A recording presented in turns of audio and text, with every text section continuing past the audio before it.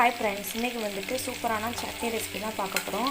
இது வந்து சென்னையில் வந்துட்டு ரோட்டு கடையில் கொடுக்குற சட்னி. நான் முன்னாடி வீடியோ எடுக்காதனால அது வந்து ஸ்கிப் ஆகிடுச்சு.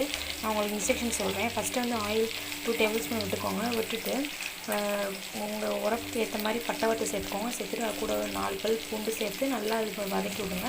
வதக்கினதுக்கப்புறம் 250 கிராம் சின்ன வெங்காயம், இல்லை பெரிய வெங்காயம் ரெண்டில் ஏதாவது ஒன்று சேர்த்துக்கலாம். சேர்த்து நல்லா சால்டே பண்ணி விடுங்க.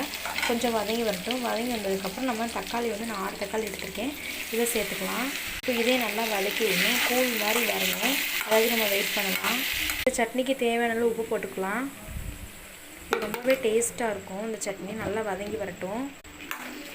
கொஞ்சம் ஹை ஃப்ளேமில் வச்சு மூடி போட்டு வேக விட்டுடலாம். அப்போ தான் சீக்கிரம் வெந்து வரும். பாருங்கள், நல்லா மசிஞ்சிச்சு. இப்போ பொட்டுக்கடலை சேர்த்துக்கலாம். இந்த டீஸ்பூனில் ஒரு 3 டீஸ்பூன் சேர்த்துக்கிறேன்.